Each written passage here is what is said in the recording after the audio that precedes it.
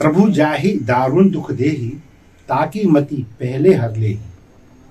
तुलसीदास जी ने बड़ा खूबसूरत चौपाई लिखी है कि ईश्वर जब किसी को विपत्तियां दुख संकट देने वाला होता है या उसका सर्वनाश करने वाला होता है, ऐसे व्यक्ति की मति पहले हर देता है ताकि वो और अपनी मनमानियां कर ले और उसके बाद सर्वनाश को प्राप्त हो जाए।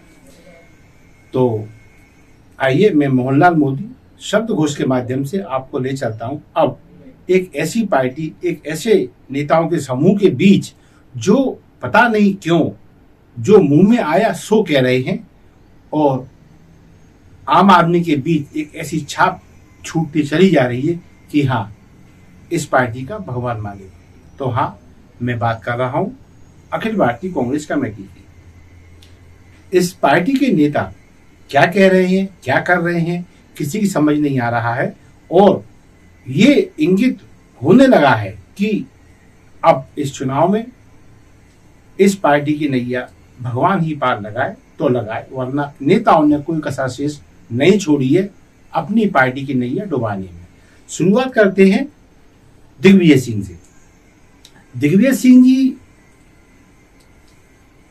अपने क्षेत्र में चुनाव फाइट कर रहे हैं, वहां उन्होंने बार बार, अब तो उनका ये तकिया कलाम हो गया है चुनाव में, ये मेरा आखिरी चुनाव है, ये मेरा आखिरी चुनाव है, इस बार मुझे जिता दो, ये मेरा आखिरी चुनाव है। यानी जीतने की उम्मीदें कम है, अब एक सहानुभूति प्राप्त करके चुनाव जीतने की मंशा बन गई है, उस नाते आदमी नैया पार लगा दे तो लगा दे। दूसरी बात, उनके जो भाई हैं छोटे लक्ष्मण सिंह, वो भी राजगढ़ के सांसद रह चुके, जहां से अब दिग्विजय सिंह जी फाइट कर रहे हैं। हालांकि दिग्विजय सिंह जी पहले वहां 2 बार सांसद रह चुके हैं। तो अब लक्ष्मण सिंह जी की बात करें तो लक्ष्मण सिंह जी इस बात के लिए फेमस हैं, उनके जो मन में आए सो कहते हैं और संभवतः वही कहते हैं जो उन्हें सच लगता है, जो उन्हें ठीक लगता है। इस बारे में कभी भी वो मुलाहिजा नहीं करते कि क्या नुकसान होगा, क्या फायदा होगा। पिछले दिनों जब राजगढ़ क्षेत्र में उनके बड़े भाई कांग्रेस प्रत्याशी अपने लिए वोट मांग रहे थे तो उन्होंने आम सभा में पूछ लिया लोगों से कि भाई कांग्रेस का गारंटी पत्र पढ़ा, आपको मालूम है उसमें क्या क्या योजना है आपके लिए। और जब कोई उत्तर नहीं आया पब्लिक की ओर से तो दिग्विजय सिंह ने कहा अच्छा ठीक है, काम करो कि किस किस को इस घोषणा पत्र के बारे में नहीं मालूम, किस किस ने घोषणा पत्र नहीं पढ़ा वो अपने हाथ ऊपर कर दे। अब सामने कितने हाथ खड़े हुए भीड़ में, ये तो अब सोच का विषय है ही नहीं।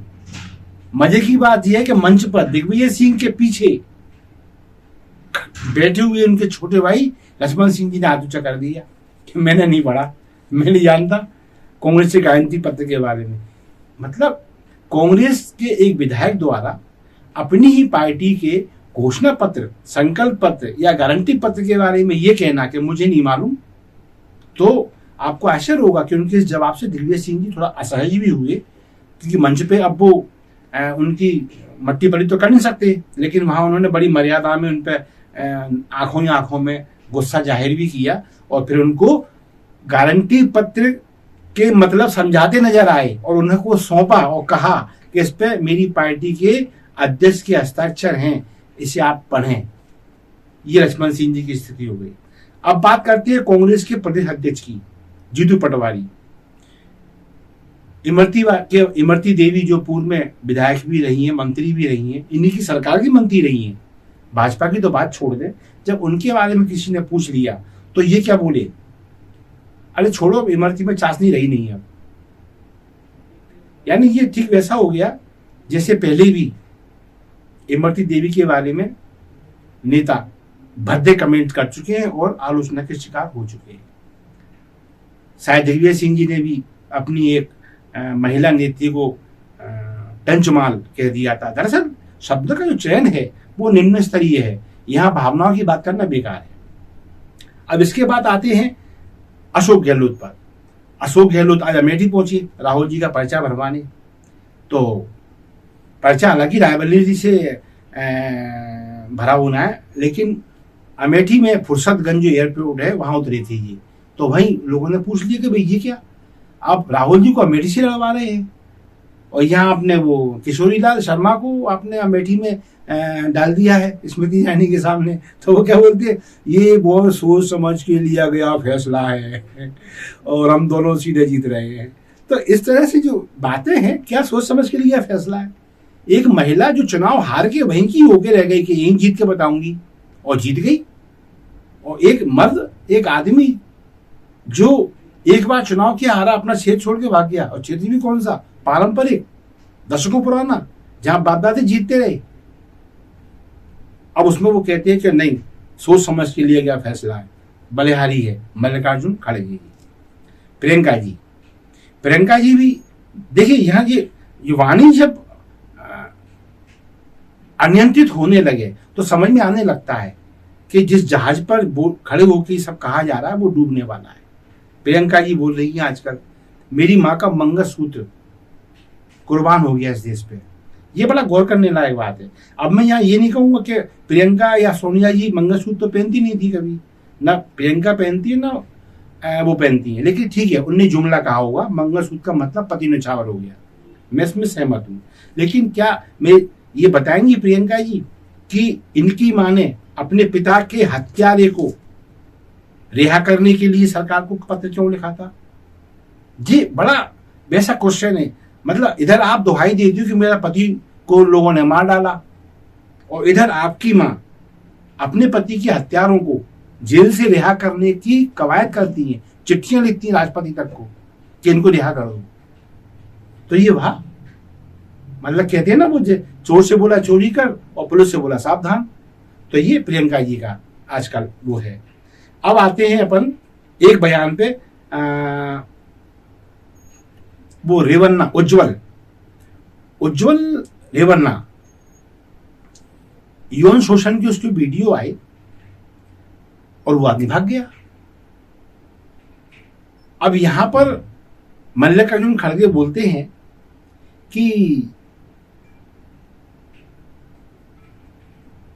वो आदमी विदेश भाग गया, केंद्र सरकार हाथ पे हाथ रखे बैठी रही। तो भाई मेरे, कर्नाटक में तुम्हारी सरकार, तुम्हारा सीएम, तुम्हारी पुलिस, और एक आदमी को तुम मान रहे हो वो संगीन अपराधी है और वो भाग गया।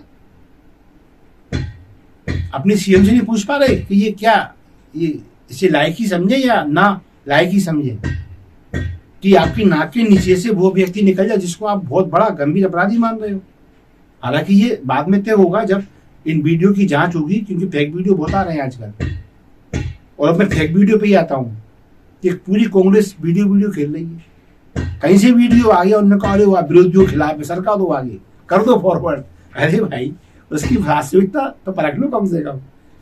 एक ने अमित शाह गृह मंत्री का वीडियो, अच्छा एडिट हो रहे हैं फेक वीडियो, और जिम्मेदार लोग उसको फॉरवर्ड कर रहे हैं। अब पता पड़ा कि यही सीएम महोदय जिनकी नाक के नीचे से तथाकथित अपराधी भाग गया, इनको नोटिस मिल गया है कि तुमने भी फॉरवर्ड किया, आ जाओ अपना मोबाइल और लैपटॉप लेके। अब जी कहेंगे हमारे पीछे जांच एजेंसियां लगा दी। ये देखो, इनकी हरकतें खराब है, और जांच एजेंसी जांच करे तो फिर ये गाना गाएंगे बाद में कि हमारे भी जांच एजेंसियां लगा दी। कुल मिला के बात ये है कि इस वक्त कांग्रेस की स्थिति एक बड़ी ऐसे समूह की, ऐसे गुट की, ऐसे गिरोह की हो गई है जहां कोई भी आदमी बोलने से पहले शब्दों को तोलमोल करना ही नहीं चाहता उनका। बस जो मुंह में आ गया वो कह दो, ना ये ध्यान है कि हम किस काठी के हैं, हमारा क्या दर्जा है राजनीति में। लेकिन उसके बावजूद भी कुछ भी कह रहे हैं, कुछ भी कर रहे हैं, और उसमें फिर ये कहते हैं कि वो ईवीएम सेट है, वो भाजपा ध्रुवीकरण कर रही है, और ऐसा है वैसा है। तो फिर जनता बहुत समझदार है, और जब जनता ये देख लेती है कि जब अपनी वाणी पर नियंत्रण नहीं है तो आप प्रशासन पे और शासन पे क्या नियंत्रण कर पाओगे। बस इसी सवाल के साथ मैं मोहनलाल मोदी आज कार्यक्रम को विराम दूंगा, और आप सभी से हमेशा की तरह रिक्वेस्ट करूंगा, यदि आपको लगता है कार्यक्रम में हमारे में अध्ययन रहता है, प्लीज इन्हें लाइक अवश्य दें और हमारे कंटेंट अधिक से अधिक शेयर करें। शब्द घोष आपका अपना चैनल है, इसे सब्सक्राइब करना ना भूलें। धन्यवाद। जय हिंद, जय भारत।